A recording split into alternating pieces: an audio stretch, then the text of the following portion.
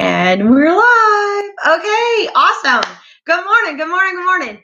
All right, so this one's a fun devotional today. All right, so I actually really think that we could have a whole lot. I'm adjusting Instagram real quick. That we could have a whole lot of fun. This with this devotional this morning is called "Like What You Like." Okay, so 100 Days to Brave, written by Annie F. Downs. It's a 100-day devotional. I don't have a physical copy of it because mine's on Kindle, so I'm reading it to you. Some of it I paraphrase, and just to be able to have more of like a discussion with you about it and chat with you and really kind of share with you who I am, my heart along the way, and get to know you better. I would love to get to know you, and I'm just hoping that God continues to bless us through her words and through her journey, her own journey to brave and finding her best courageous self. That it inspires you to also. Me too. Me too. This is for me first, of course, but I just decided I wanted to bring you guys along the journey with me. That this was something that I believe is so important for so many women in particular. That because we. I don't know if you remember, there's a couple of times I got feisty on my Facebook lives before and talked about, seeking permission from other people, acting like you need other people's permission or like their sign off to do something with your life. Anything in and for yourself. So everything from self care, whether it's getting your hairs done, your hairs, your nails or your hair done, and getting a massage every month to working out. Since when does it matter if what somebody else's opinion is concerning what you do for yourself and how you go about doing it? Like, why do I need to live my life like like I can't do that with my business because somebody else hasn't given me the stamp of approval, somebody else hasn't signed off on that, somebody else hasn't already done it to show me that it's okay to do it myself. You see what I'm saying? So like I'm fixing my hair a little bit. Yeah.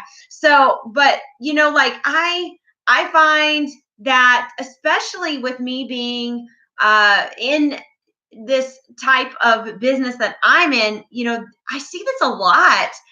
Not even just on the health and fitness side, but on the business side, on the network marketing side, on the entrepreneurial side, that stay-at-home mom who's like, I want to help contribute income to my family. And y'all just stay with me here for just a minute. I'm not, this is not what this, we're getting into the devotional, but I'm sharing an example. Like I see this a lot, and I'm guilty of it too. I'm not even completely overcome it. I'm still actively in that process. God is working on my heart, but it's like, one of the reasons that I love what I do is because I have full permission to be authentically me and to do this business how I see fit. I get to create the model of how I want to serve my clients and find the people who desire to be supported in the types of ways that I provide, and in the way that I run my online challenge groups, my online boot camps versus somebody else. As an instructor in the gym, I get to choose like which classes that I want to teach, the formats that I want to teach, the time slots and the days that I want to teach. And I get to teach in the way that is true to me and my personality and everything that God has made come alive in my heart concerning health and fitness and motivation and mindset. And I get to bring that into the gym, just like I do my online gym with my online clients. I bring into my personal clients, and then who come to my big class. And now I'm looking at launching it and making it an online thing, in a whole nother way, where I'm bringing my classes online, not only supporting my online clients with our online programs by personal trainers and celebrity trainers, but I'm also able to take another step in being able to fully serve the people, no matter whether they're online or in the gym. They can come also together and work out with me in live workshops online. line to do the formats that I know and love that have been a part of my transformation. And, even within the fitness industry, when you're an instructor, you get some of this from some people when you say that you teach one format or the other, if it's not in agreement with like what they think is the good, quote unquote, good formats. I'm going to take a sip of my coffee. I hope you will too. But it's like I was having, and even between like instructors and personal trainers, I've had so many more conversations we have the best trainers, you guys, the mindset of the trainers that we have.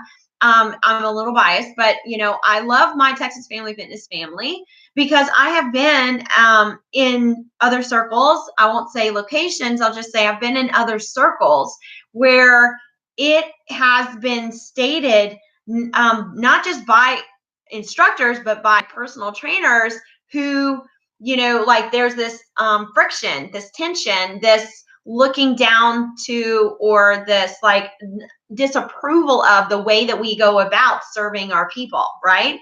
But then at the end of the day, we all serve the same people.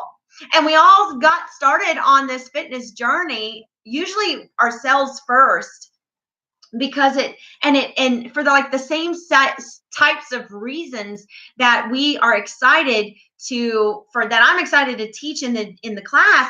These trainers are excited to teach one-on-one. We just go about it in a different way using the gifts that God has given us, right?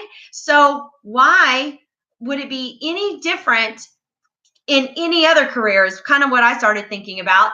And why would it be any different with any other situation? Anything else that between, the things that we like and things we don't like.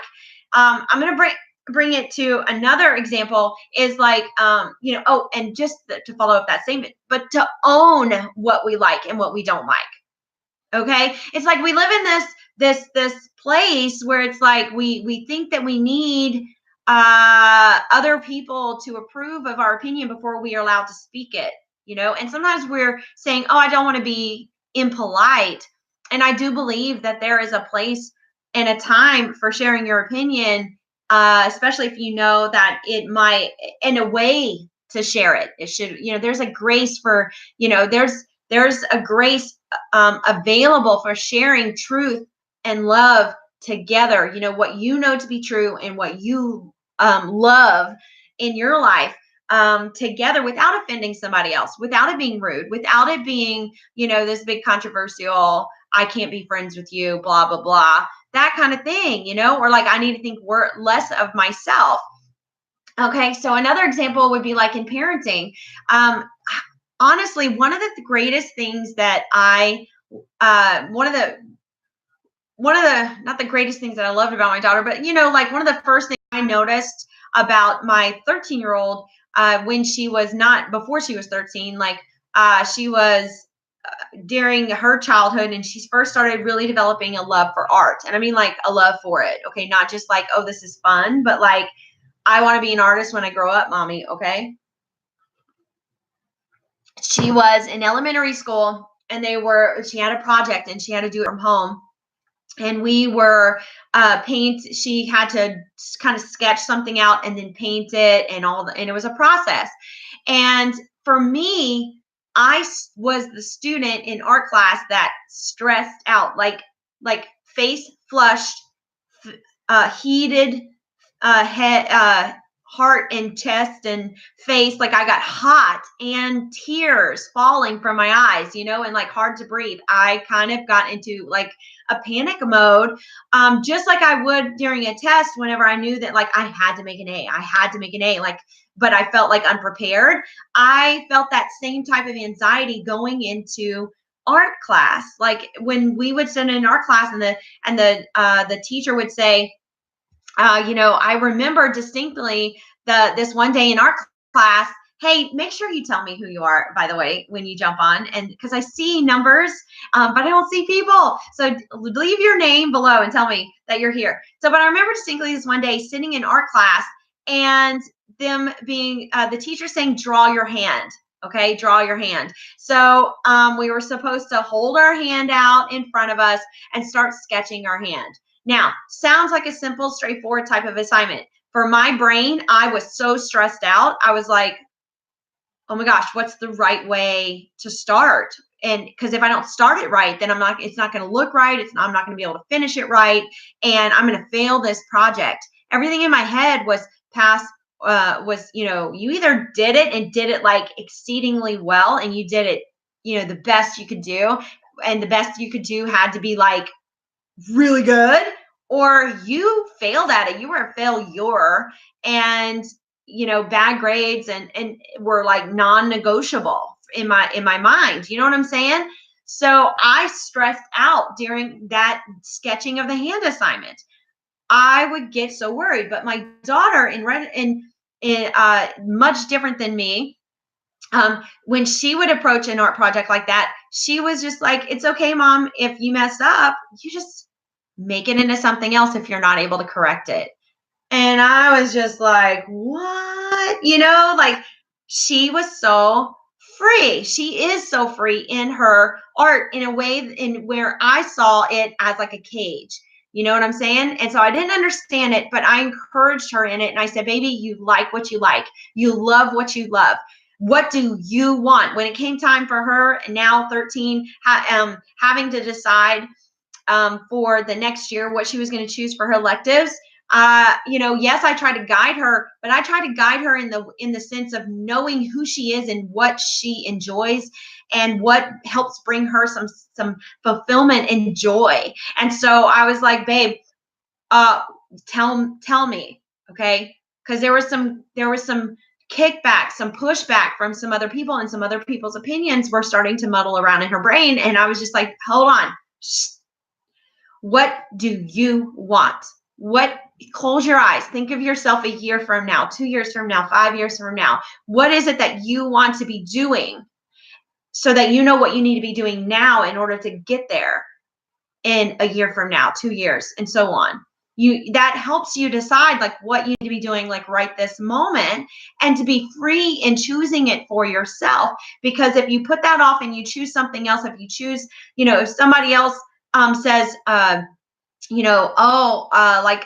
I want you, that they don't approve of your choices, of your dreams, of your likes and dislikes, who cares? That's them living according to their dreams. You need to live according to your dreams. That's what I was giving her permission to do. And you know what? She did it was not going to be an easy decision, but she chose the hard for herself because she knew she would love it and enjoy the process along the way. And so this year she is already, at the beginning of the school year, she is thriving in these areas that these things that she wanted to pursue for herself. And I believe the same thing is true for us as adults.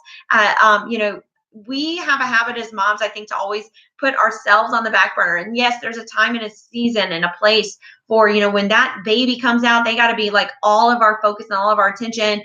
And, our only purpose in life, and when that child comes out, is the baby and ourselves,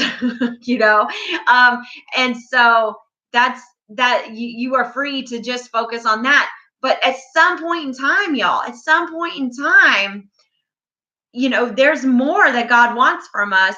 And if we're not free, if we haven't given ourselves permission to like what we like and to do what we love, then we will always allow fear to hold us back. We will always be stuck. We will always feel like we're getting ready for and never actually free to act on, and it'll never happen for us. So, 5 years, 10 years will go by and you'll be like, oh my gosh, I never did that thing. And then you feel like a failure, or you feel guilty, or you feel, just like you let yourself down, or you let somebody else down, to the point where now you feel like, oh, well, it'd be embarrassing to try to start that now or to do it now. Or you think that, God has shut the door on that, and he never did. He just was waiting on us, right? So I love that Annie today in our 100 Days to Brave devotional is starting the conversation with like what you like. And she goes to 2 Timothy 1:7 and says, for the Spirit of God the Spirit that God gave us does not make us timid. Think about that for a minute, y'all. The Spirit that God gave us does not make us timid, but gives us power and love and self-discipline. He gives us all the power, the love, and the self-discipline that we need to, instead of being timid in the things that we like and that we want and that we are passionate about, to be bold in those things, to be brave and courageous. So she talks about, how growing up, she wished she knew that she could like anything that she wanted to like, like that struggle of, like I can't be free to like that because my best friend doesn't. And so I need to go with what my best friend likes so that she'll still be friends with me, and it's, she says, a story about how she loved playing in the middle school band, and that she had always been a music fan, and she taught herself to play the piano, which is like super impressive, right? And by the end of third grade. So when she entered middle school, she talks about how she immediately joined the band. And it was a tough choice between band and orchestra because she couldn't decide like between the French horn and the cello. And she says, while my neighbor and my friend joined the orchestra, I felt the pull to the French horn. And she just says, I really love that French horn. And when it was time to go to high school, though, she quit it because she thought it was uncool to be in band. And y'all, who else remembers? Do you remember? Who else remembers being in band? And, I'd made that kind of same change. I was in middle school band and I thought, well, I can't bring that band into high school and be super uncool. But also because I was in dance and I was like, I don't want to get up at 4 o'clock in the morning to be at school for band, which is what I knew the high school students were having to do. And my mom was just like, okay, you can choose band or you can choose dance, but I can't do both for you. I'm sorry. And so I chose dance. So here's the deal. So she talks about how, my self-esteem was so low that I gave up something I really enjoyed because I was working so hard to be perceived as cool. And then she says, if I had been brave enough to pursue what I liked back then, I would have kept playing the French horn and probably would have really enjoyed it. And who knows where I'd be today, maybe in the Nashville Symphony, instead of wondering if I can even play that instrument at all anymore and everything. But I thought it was more important to do the cool thing than to do the thing I loved. And, I think we've all been there before at some point. And she says, I needed everyone else's approval since I didn't have my own. And I thought that statement in there just, it clenched me in the heart. And it grabbed me in the heart, I should say, and was just like, yes, needing everyone else's approval because I didn't have my own. And I can relate with that. And it's, I can choose to see it as sad, or I can just choose to see the joy in the fact that God has brought me to this place now. I'm 40 years old, that I am just now understanding that I only need his approval, and it's in mine. And it's okay to like what I like. So she says, I wish that it was just a problem when I was a kid, but it's not. And so at times I still have to be confident in the person that I want to be and what I want to do, even if it isn't cool or popular. And y'all, especially as a Christian woman, a lot of times we are going to choose the unpopular path.